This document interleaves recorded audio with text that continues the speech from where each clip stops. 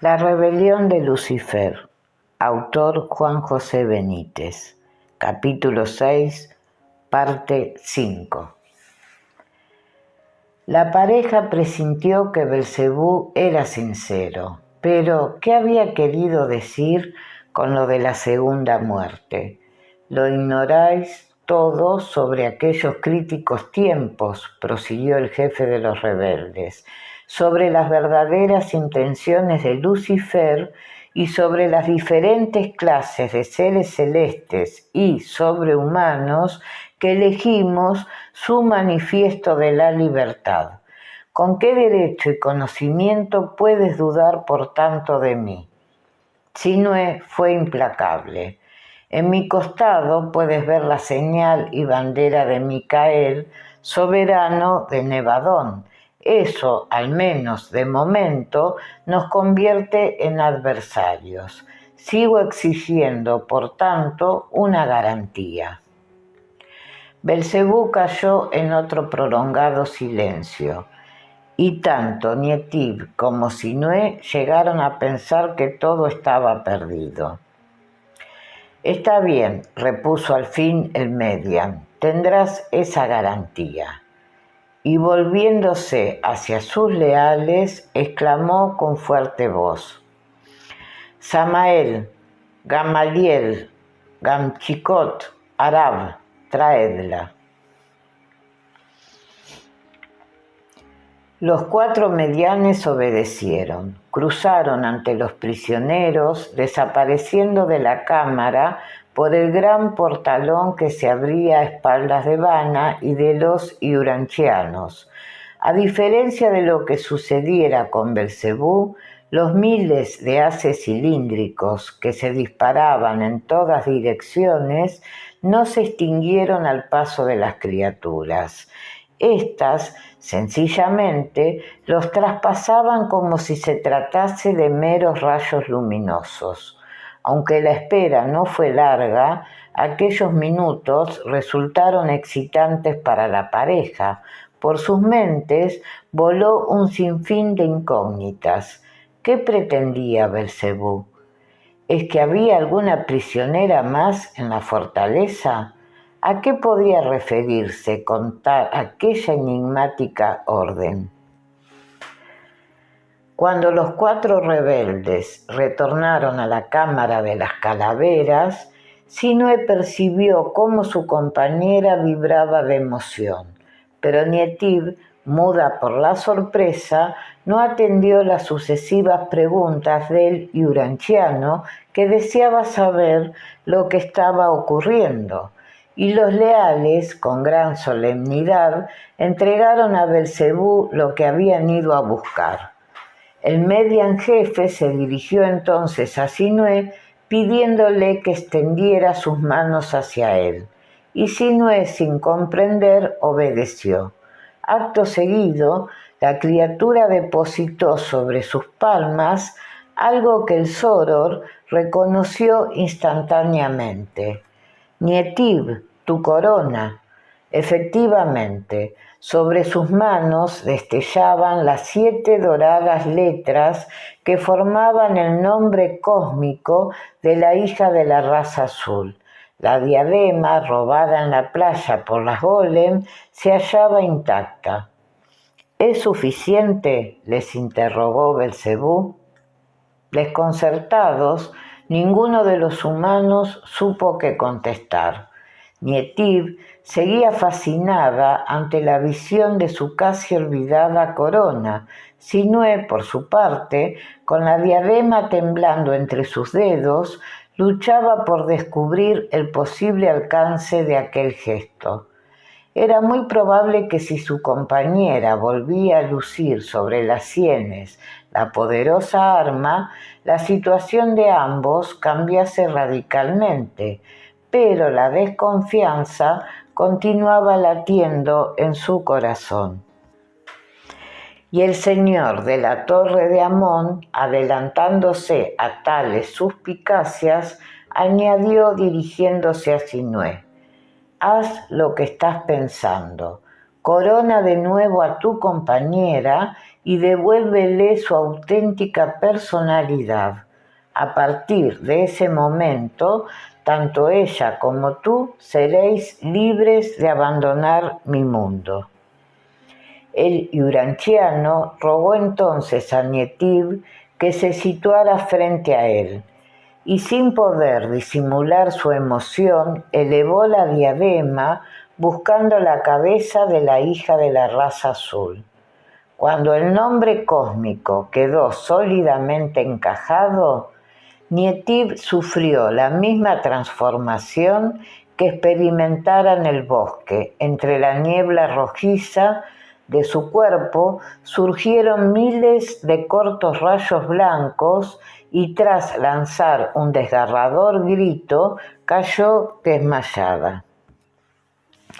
Y al igual que ocurriera en Sotillo, uno de los medianes que asistía a la escena se precipitó hacia ella, evitando que se desplomara sobre las osamentas. Era Vana. Sinué, alarmado por el alarido de su amiga, se lanzó igualmente hacia ella, comprobando estupefacto cómo su cuerpo, aparentemente sin vida, era sostenido por el proscrito. Nietiv, la mujer, no respondió a las dolorosas llamadas de su compañero, y Sinué, convencido de la muerte de la hija de la raza azul, sintió como una oleada de rabia ascendía desde sus entrañas. Con el rostro desencajado buscó a Belcebú, dispuesto a hacerle pagar por aquella traición. Braceó en el vacío, derribando a alguno de los guardianes, y cuando acertó a dirigirse hacia el punto en el que permanecía el jefe de los rebeldes, su rostro fue estrellarse contra algo firme y duro como el acero. Aturdido por el golpe, tanteó a su alrededor, descubriendo que se hallaba enjaulado. Sus manos fueron aferrándose, uno tras otro, a una veintena de gruesos barrotes que se levantaban desde el suelo. En el momento mismo en que el impulsivo Soror se dirigía hacia el impertérrito Belcebú, varios de los haces negros y rojos que brotaban de los orificios de las calaveras le cortaron el paso, convertidos en sólidas barras. El miembro de la Gran Logia las golpeó una y otra vez, comprobando que formaban un cerrado círculo a su alrededor. Aquello, pensó Sinué, venía a confirmar sus sospechas. Aquel maldito rebelde había puesto fin a su compañera y a sus esperanzas de culminar la misión. Y presa de una profunda agitación, con las manos crispadas sobre los barrotes, maldijo a Belcebú. Sus imprecaciones, sin embargo, se vieron súbitamente interrumpidas. Alguien con gran delicadeza había depositado unos dedos sobre sus labios. Sinué, atónito, creyó reconocer aquella cálida mano. Alargó los brazos entre las barras que le encarcelaban y sus dedos fueron a topar con los cabellos y el rostro de Nietiv. «Sí», exclamó la mujer, buscando tranquilizar a su trastornado amigo. «Soy yo. Sin duda, has olvidado que ya me sucedió esto la primera vez que recibí mi nombre cósmico». En efecto, recordó aquel desvanecimiento en la niebla, preludio de su no menos misterioso traslado al mundo en que ahora se movían. Entonces balbuceó el uranchiano, «¿Tu cuerpo?» «Sí, se ha hecho transparente tal y como ocurrió mientras conservé la corona». Y Nietiv, haciendo una señal al Belcebú, le pidió que le liberase al tiempo que, tomando las manos de su amigo, le anunciaba: «No temas, Sinué, y disponte para la última maravilla de esta primera parte de nuestra misión. ¿Qué había querido decir con aquellas palabras? La última maravilla es que la búsqueda de los archivos secretos de Urantia tocaba su fin. Sinue se resistía a creerlo. Además, aunque así fuera, ante él se presentaba otro obstáculo que parecía insalvable. Aunque lograra interrogar a la pluma de Thoth sobre las verdades en torno a la rebelión de Lucifer y sus consecuencias en la tierra, ¿cómo recibir las respuestas estando ciego? Cuando los barrotes que le enjaulaban recobraron su primitiva naturaleza, convirtiéndose en luz, Sinue percibió una cierta agitación en la sala. Escuchó pasos precipitados que cruzaban ante él, alejándose, y por último sintió una mano, la de Nietiv, que tiraba de su persona. La mujer no volvió a hablarle y él, por su parte, con el incómodo recuerdo de su violenta acción contra Belcebú, se refugió igualmente en un mutismo total. No tardó en verificar que acababan de abandonar la Cámara de las Calaveras y que se dirigían a través de la rampa en espiral hacia lo más alto de la torre. La comitiva en esta ocasión iba precedida por el jefe de los medianes. La andadura desde la quinta a la sexta y última mastaba del fortín fue breve. Al alcanzar el final de la empinada rampa, Belcebú se detuvo frente a un muro ligeramente convexo en el que moría el estrecho corredor y que, teniendo en cuenta la configuración de la torre de Amón, debía corresponder a la base de la plataforma o terraza circular que coronaba la fortaleza. Allí, en aquella pared, construida también con decenas de calaveras anárquicamente distribuidas, no había puerta alguna. Tampoco el pasadizo que les había llevado hasta lo alto del cuartel general de los rebeldes presentaba acceso u orificio por el que quizás penetrar en la enigmática y postrera mastaba. A una indicación del medián jefe, los guardianes retrocedieron, situándose por detrás de la pareja. Vanna y 2 de los 10 medianes, que parecían formar el Estado Mayor, tomaron posiciones entre su jefe y los urantianos. El resto se unió al grupo de centinelas, cerrando así el paso por la rampa.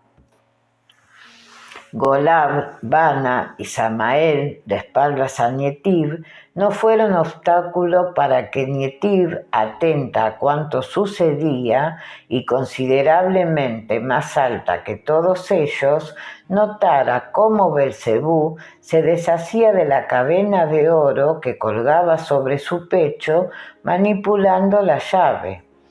La hija de la raza azul no pudo precisar la maniobra exacta del median, pero teniendo en cuenta los movimientos de sus dedos, hubiera jurado que procedía al giro de una serie de ruedecillas dentadas situadas en el extremo de la mencionada llave.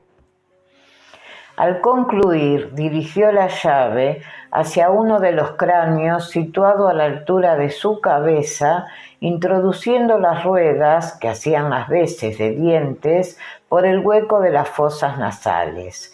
Nietiv descubrió entonces que aquella osamenta era la única de todas las adosadas al muro que no ostentaba el número de la bestia en su frente. Belcebú, como si estuviera ante una cerradura común y corriente, la hizo girar en el sentido de las agujas del reloj hasta completar una media vuelta. El silencio se hizo más acusado y el median, sin pérdida de tiempo, retiró la llave de la insólita cerradura, haciendo pasar la cadena por su monstruosa cabeza. En ese instante, como una exhalación y procedente del fondo del corredor, el símbolo escarlata del Shan-Shin cruzó por encima de los presentes hasta detenerse a escasos centímetros de la calavera. Sinue y el resto del grupo escucharon entonces un ruido similar al que produciría un caótico entrechocar de cráneos humanos. Una ligera presión de la mano de Nietiv sobre la de su amigo le hizo comprender que algo estaba sucediendo. Al poco, aquel seco y estridente retumbar de calaveras fue cediendo hasta desaparecer. Sinue, Dios mío. La exclamación de la hija de la raza azul contribuyó a elevar la tensión emocional del uranchiano. ¿Qué había ocurrido? Mientras se prolongó el macabro entrechocar de osamentas, en el muro fue abriéndose una serie de huecos, 6 en total. Pero aquellos orificios tenían algo especial. Cada uno correspondía a una silueta humana, mejor dicho, a 2, de formas y dimensiones humanas, y a otras 4 mucho más pequeñas. Nietiv identificó y asoció aquellas 6 perforaciones en el muro de las calaveras con otras tantas figuras similares a las de 4 medians y 2 humanos, casi iguales a Sinue y a ella misma.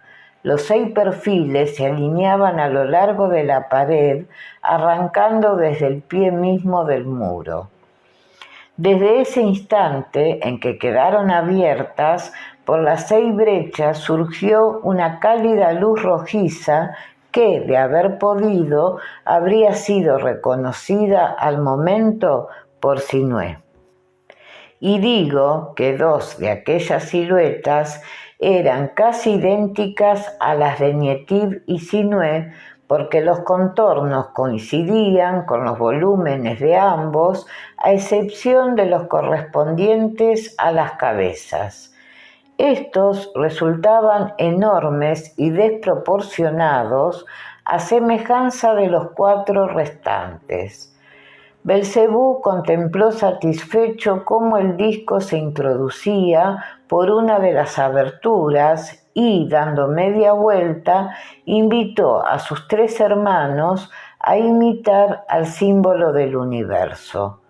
Sin dudarlo, los medianes avanzaron hacia 3 de las 4 siluetas abiertas entre las osamentas y que, como decía, se ajustaban matemáticamente a sus respectivos perfiles, y ante el asombro de la hija de la raza azul cruzaron el muro. El jefe de la torre de Amón, advirtiendo la sorpresa en los ojos de la mujer, le mostró la llave y, señalando las ruedecillas dentadas, aclaró: «No te alarmes. Solo yo dispongo de la llave para permitir el acceso al interior de la sala de Tot. Para franquear el muro sagrado es imprescindible proporcionar primero a la llave los nombres de aquellos que deban hacerlo. Instantáneamente, como habrás observado, se registra la dislocación. Cada una de esas siluetas, concluyó Belcebú, tiene las medidas exactas del aura del individuo elegido. Al igual que sucede con vuestras huellas dactilares, no hay 2 auras iguales. En consecuencia, la entrada en la cámara del gran tesoro queda reducida y restringida a quienes yo designe». Nietiv, al igual que Sinue, sabía que la misteriosa e invisible radiación energética que emanan todos los cuerpos vivos adquiere en los seres humanos unas muy especiales características, según el grado de bondad e incluso de salud de cada persona. Y ese halo, de acuerdo con estos parámetros, llega a alcanzar proporciones importantes en torno a la cabeza. Ahora sí entendía por qué las dos siluetas más altas presentaban unos contornos tan enormes a la altura de los cráneos. El jefe de los rebeldes, tomando a Sinué por los brazos, le condujo hasta el hueco que, al parecer, correspondía a su aura. El investigador, al percibir las ásperas manos del median, se resistió, pero Nietib le tranquilizó pidiéndole que obedeciera. Una vez frente a su silueta, Belcebú le empujó suavemente, obligándole a caminar. Y Sinué, como sucediera con Golab, Bana y Samael, desapareció al otro lado del muro. La hija de la raza azul, al requerimiento del median, siguió los pasos de su compañero, cruzando la pared por el hueco abierto entre las calaveras y que correspondía al perfil de su aura. Por último, el jefe de los rebeldes hizo lo propio, y al momento el silencio del corredor de aquella última mastaba de la torre de Amón se vio nuevamente alterado por el entrechocar de cráneos, y los 6 mágicos orificios se cerraron. Sinué, la pluma de Tot. Nietib, maravillada ante lo que acababa de surgir ante sus ojos, no prestó atención al fulminante cierre de las siluetas. Nada más ingresar en la llamada Sala del Gran Tesoro, reconoció el lugar merced a la descripción hecha por su amigo de la cámara acorazada de Dalmacia, el primitivo y legítimo recinto que guardara los archivos secretos de Urantia hasta la irrupción de Oremed. Una luz rojiza brotaba de cada una de las 6 altas y pulidas paredes que formaban aquel hexágono. Se trataba de una exacta réplica de la sala a la que había sido conducido Sinué y en la que, como se recordará, le aguardaban los hombres Sanjik. Había, sin embargo, 2 grandes diferencias. La primera, la menos importante aparentemente, se hallaba en el techo del hexágono. A gran altura, también sobre el refulgente pavimento de orocalcum, presentaba una especie de cúpula transparente por la que entraba parte de aquella luminosidad amarillenta que había rodeado al urantiano mientras luchaba por penetrar en la fortaleza. La segunda, que había provocado la admiración de la hija de la raza azul, consistía en una columna de mármol blanco que se levantaba en el centro geométrico del hexágono. La pluma, repitió la mujer aproximándose al increíble objeto que flotaba majestuoso a escasos centímetros sobre la plancha dorada que remataba dicho pedestal. Sinué, consciente de que al fin habían llegado a los ansiados archivos secretos, había caído en una profunda postración. No era aquella la situación que había imaginado para tan decisivo momento. Privado de la visión, no podía imaginar siquiera cómo era y en qué consistía el gran tesoro. y a pesar de la contagiosa alegría que traslucían las exclamaciones de Nietiv, sus ánimos flaquearon.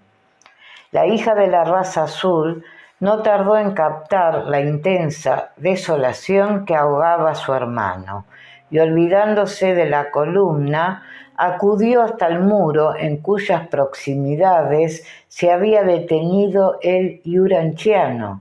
Tomándole de la mano, le guió hasta el centro del hexágono. Allí, alrededor del pedestal, se habían congregado los 4 medianes absortos ante la pluma de Tot. Sinué, trató de animarle la mujer, yo seguiré viendo por ti, ten confianza. A continuación, dominada por la emoción, Nietiv pasó a describirle el gran tesoro. Ante ellos, efectivamente, se hallaba la pluma de la que ya le había hablado Amén el Keriev, pero el sobrenombre de pluma no guardaba relación aparente alguna con su aspecto externo. Sobre la columna aparecía una esfera de medio metro de diámetro de una transparencia sin igual, inmóvil y flotando a unos 2 dedos de la superficie del pedestal. En su interior, con una inclinación de 20 o 25 grados sobre el eje de la esfera, flotaba también una delicada varilla igualmente transparente como el cristal, y alrededor de esta todo un derroche de armonía y belleza, cientos de diminutas esferas azules de apenas medio centímetro de diámetro cada una, girando por parejas en órbitas paralelas entre sí. El movimiento de las esferitas de izquierda a derecha se registraba a una velocidad sumamente lenta. En el polo superior de la fascinante esfera, Nietiv pudo leer Urantia 606 de Satania. Sin poder resistir su curiosidad, interrogó al jefe de los medianes sobre aquella inscripción.